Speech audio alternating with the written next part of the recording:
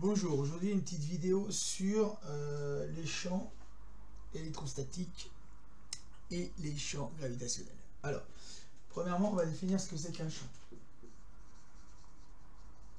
D'accord. Après, on va définir ce que c'est qu'une ligne de champ. D'accord. Après, on va définir ce que c'est qu'un champ gravitationnel. Et on va finir par ce que c'est qu'un champ électrostatique. Voilà, d'accord. Alors, premier, qu'est-ce qu'un champ? Donc, un champ, on peut dire que c'est une propriété physique appliquée à chaque point de l'espace. D'accord. Donc, c'est-à-dire que on va définir un champ comme jetant, donc je dis ici ce point-là, ici, je vais lui donner une propriété physique. Donc, soit un nombre, et dans ce cas-là, on dira que c'est un champ scalaire. Donc, c'est-à-dire que tous les points de l'espace, du coup là, je prends un plan. Tous les points ici vont avoir associé, par exemple, la température. Donc là, si je vais avoir TA, ici TB, ici TC, ici TD, d'accord. À chaque point de l'espace, je vais avoir une température propre. Je lui associe une température. Et on dira ici qu'on a un champ scalaire. Donc la valeur ici algébrique peut être soit positive, soit négative. D'accord. Ou alors, je peux avoir un champ vectoriel, et donc je vais avoir les mêmes points. Et je vais décider de lui associer un vecteur. Donc ça peut être soit une vitesse, soit une force, par exemple. D'accord. Là, je prends par exemple dans la pièce ici, ou donc sur le plan, le vecteur vitesse du vent. Donc là, ici, je peux avoir le vent qui est fort ici, le vent qui est un peu moins fort ici, qui décide de tourbillonner, qui prend de la force ici, qui tourbillonne, hop, vous voyez. Et ici, un vent pratiquement nul, dans cette direction-là. D'accord. On peut considérer que ça peut tourner comme ça. D'accord. Donc ça serait ici un champ vectoriel. C'est-à-dire qu'à tout point d'espace, on lui associe un vecteur. Ici, à tout point d'espace, on lui associe une valeur. D'accord. Bon, le vecteur, on a vu, j'ai fait une vidéo. Ses propriétés, c'est la direction, le sens. Donc direction, c'est l'axe du vecteur. Le sens, c'est le sens de la flèche. Et la valeur, c'est la taille, lorsqu'on la représente avec une échelle de mon vecteur. D'accord. On peut en parler, donc on peut parler des lignes de champ. Alors, la ligne de champ, c'est une ligne, donc par exemple qu'on va utiliser beaucoup sur le champ vectoriel, dont le vecteur du point considéré est tangent à la ligne de champ. C'est-à-dire que si j'avais une ligne de champ ici qui passait là, elle passerait là, donc là je suis tangent, hop là je passe ici, voilà. Et c'est une ligne qui est orientée. Donc là, ça veut dire que là, vu que mon vecteur est orienté, ma ligne de champ irait dans ce sens-là. D'accord. C'est-à-dire que vous voyez mon champ, sur la ligne de champ, il est tangent. Bien sûr, si j'ai une droite, mon vecteur, là, si par exemple je prends un E, il est confondu avec la ligne de champ. D'accord. Alors ici, on peut parler, lorsqu'on a un champ scalaire, des QI quelque chose, par exemple des QI pression. Ou par exemple, je ne sais pas si vous avez déjà vu des cartes d'état-major lorsqu'on marche. Donc vous avez donc le relief, et vous avez des lignes comme ça, hop, par exemple si vous avez des choses comme ça, hop, et à chaque ligne vous avez par exemple ici 800 mètres, ici vous allez avoir 900 mètres, ici vous allez avoir 1000 mètres, ça veut dire que ici, lorsque je regarde ma carte, je sais que ici je suis à une altitude 800, et sur toute cette ligne là je serai 800, toute cette ligne là je serai 900, d'accord. Donc c'est des lignes qui peuvent être donc pour des champs scalaires, donc c'est à dire que c'est des lignes avec une même valeur. Et pour ce qui va être du champ vectoriel, c'est le vecteur qui lui est tangent à la ligne de champ. D'accord. Alors, on va voir deux propriétés. Par exemple, on la verra tout à l'heure. Si je prends le champ gravitationnel, la ligne de champ, donc là ici j'ai une masse, on va avoir des droites ici qui vont partir, et mes lignes des champs seront comme ça. D'accord. Ok, ça veut dire que mon champ, il sera donc tangent, et comme c'est une droite, donc il sera dans cette direction là. Hop. Voilà, je représente mon vecteur V. Je me représente mon vecteur G. D'accord. On va le voir ça tout à l'heure. On va même voir ça tout de suite. Alors, en seconde, le champ gravitationnel. En seconde, on a vu que nous avions une force d'interaction gravitationnelle qui s'exprimait sous forme de vecteur, puisque c'est une force.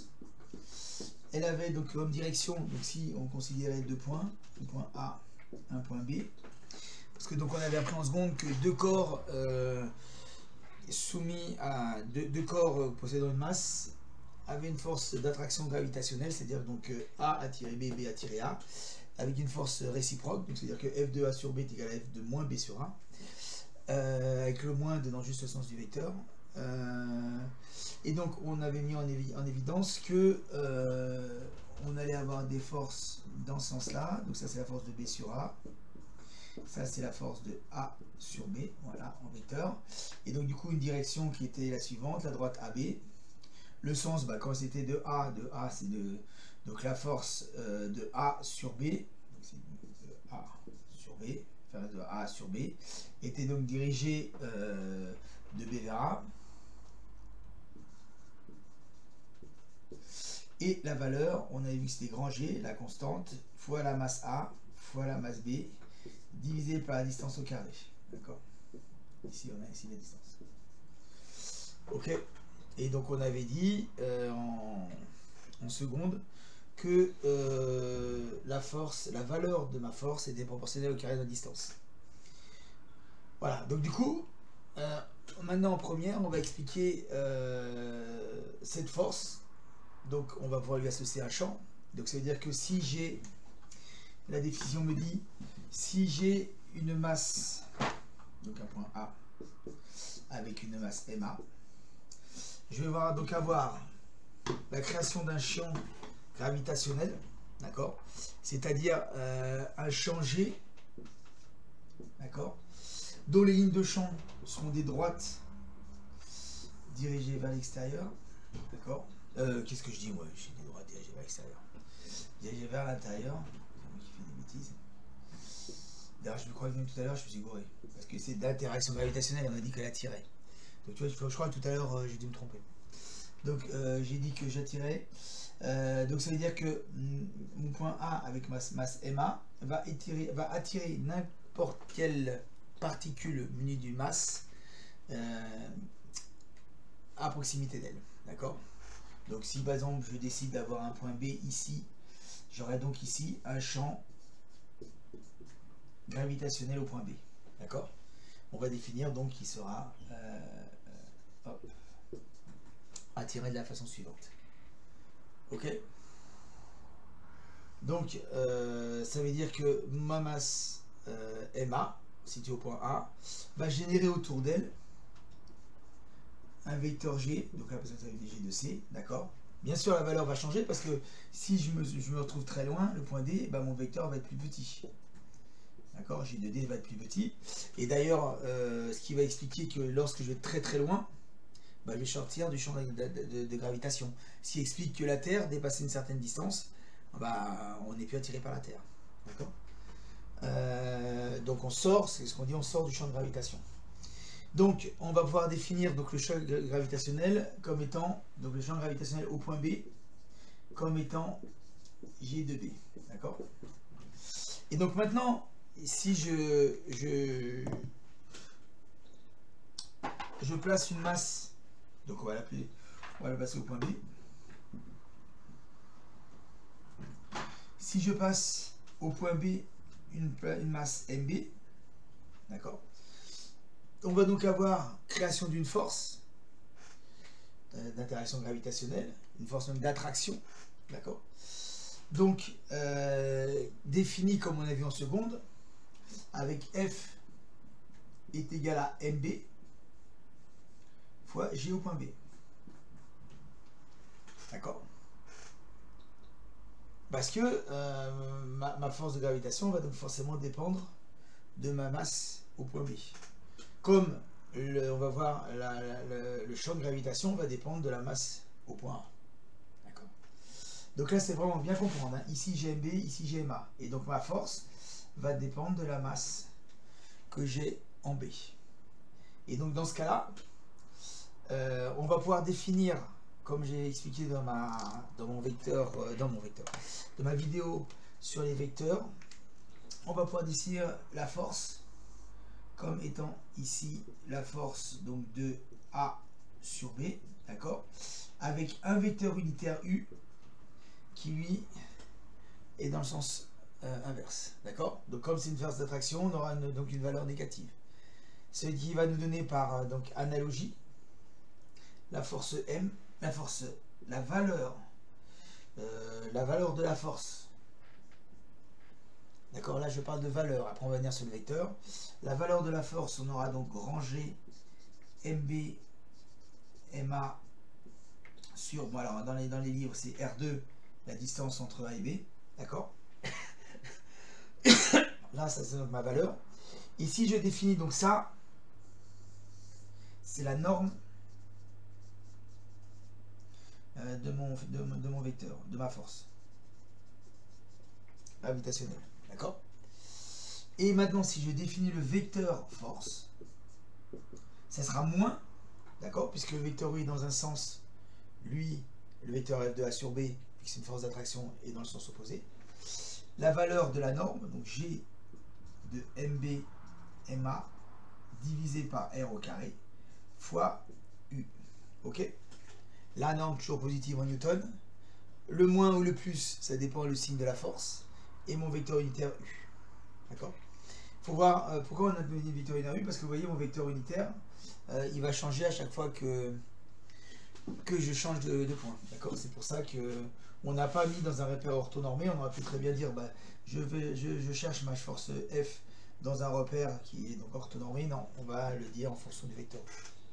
Ok. Donc ça, c'est la définition de mon champ gravitationnel. Donc une force d'attraction, donc forcément négatif. Ma valeur de ma norme est supportée par le vecteur U. D'accord. Donc U, ça va me donner le sens et la direction. Ça, c'est la valeur. Excusez-moi. Ça donne la direction. Ça, c'est ma valeur. Et ça, c'est le sens. Ok. Donc, on va pouvoir passer à la force électrostatique. Alors, qui, elle, est juste un tout petit peu plus compliquée, mais pas grand-chose. C'est que, souvent, on a un peu du mal à se représenter une force électrostatique. Faut penser donc là à la force une force magnétique, d'accord. Alors force, donc on va mettre champ même, champ avec un P, hop, électrostatique, d'accord. Alors si vous vous souvenez bien, lorsque vous mettez deux aimants dessus d'entre eux, hop, ils se repoussent. Deux nord entre eux, hop, ils se repoussent. Dès que vous mettez un sud et un nord pour un aimant, hop, ils s'attirent. Les charges électrostatiques c'est pareil. Lorsqu'on va avoir une charge positive en présence d'une charge négative, hop, elles vont s'attirer. Dès que je vais mettre deux charges positives, hop, elles vont se repousser. Dès que je vais mettre deux charges négatives, hop, elles vont se repousser. Donc par exemple, si je prends deux neutrons, neutrons ils n'ont pas de charge. Si je prends deux protons, hop, ils vont se rejeter, ils vont se repousser. Si je prends deux électrons, hop, pareil. Et par contre, si je prends un neutron et un proton, hop, il va y avoir une force d'attraction interactive, électrostatique. D'accord. Dans le sens, ils vont s'attirer. Alors, pour parler donc du champ, donc le champ qu'on va donner E, donc comme tout à l'heure, on va considérer qu'on a une particule, donc le champ électrostatique s'appelle E. On a dit que c'était donc la valeur du champ en tout point de l'espace. Alors, la différence du champ électrostatique et du champ gravitationnel, c'est que la particule va intervenir.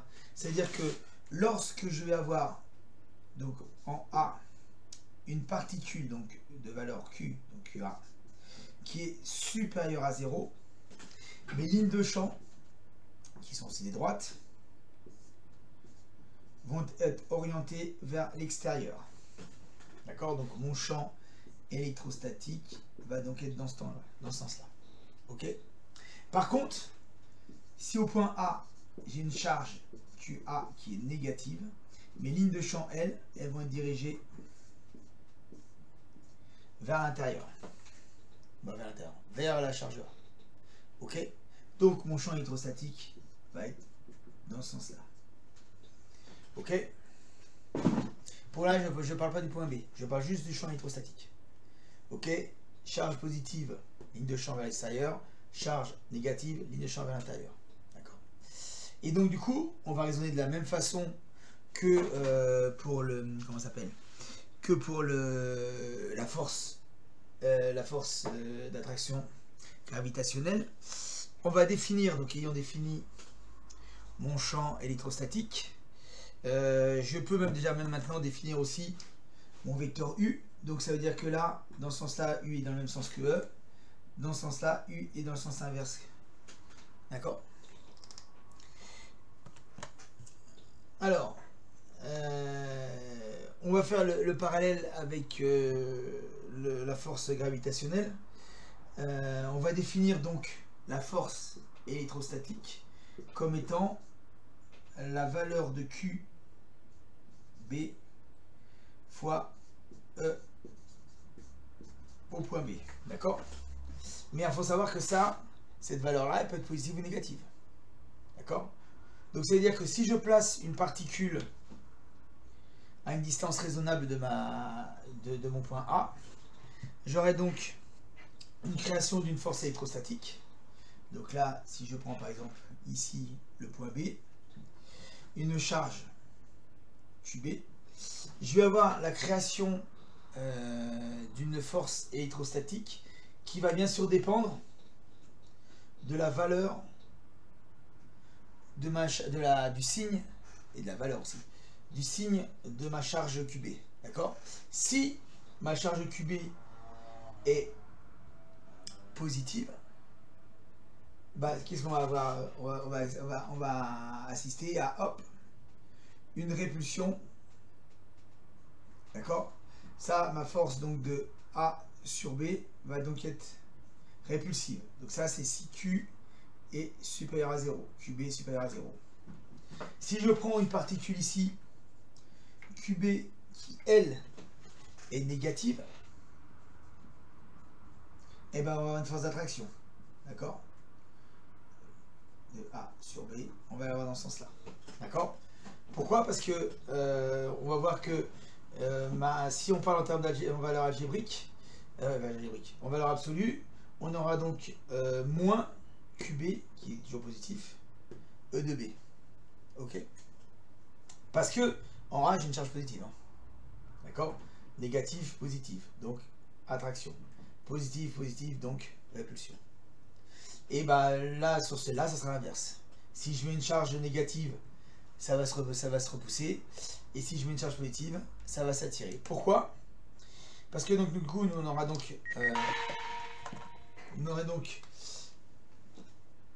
la valeur, si je fais par correspondance à ma force gravitationnelle tout à l'heure. Donc ma valeur de ma norme, de ma force, ça sera quoi? Ça sera donc 1 sur 4 pi epsilon 0, qui correspond en fin de compte à ma variable grand G pour la force gravitationnelle, fois QA QB divisé par R2, qui est la distance entre les deux charges. D'accord? Alors bien sûr, je considère, vu que là c'est une norme, ça sera en newton, QA QB positif. D'accord? Je prends la valeur absolue des deux valeurs. Ok? Donc ça me donne ma norme, comme tout à l'heure. Et donc du coup, maintenant on va pouvoir écrire le vecteur. Le vecteur, il aura cette forme-là. F va être égal à plus ou moins 1 sur 4 pi epsilon 0 QA QB divisé par R carré U. Alors bien sûr, vous voyez bien que si QB est positif, QA est négatif, on va avoir un moins. D'accord? Donc du coup, ça sera une force d'attraction. Si les deux, c'est deux négatifs, ça sera un positif. Puisque moins, moins, ça fait plus. Et plus fois plus, ça fait plus. D'accord? Donc, soit on aura la force qui sera dans le sens de U, c'est-à-dire qui va être une force de répulsion, soit elle va avoir un moins, ça sera donc une force d'attraction. Ok? Donc je vous dis, les champs électrostatiques et les charges électrostatiques, c'est vraiment pas plus compliqué que ça. C'est juste bien comprendre que mon vecteur F, ici, il va se découper entre la norme, le vecteur unitaire et le signe qui sera donné par la valeur de mes charges. Voilà. Donc c'est pas plus compliqué que ça. On verra quand les lignes de champ sont parallèles, et que c'est en règle générale, on va avoir un champ qui va être uniforme. Sinon, quoi dire d'autre? Bien faire attention ici aux signes lorsqu'on est avec un champ électrostatique. On n'a pas ce problème-là quand une masse, quand c'est avec la force gravitationnelle, parce que là, la masse, elle peut pas être positive ou négative. Donc, du coup, elle est toujours positive. Donc, c'est toujours une force d'attraction lorsqu'on a des masses. Mais ça peut être les deux lorsque c'est électrostatique. Voilà.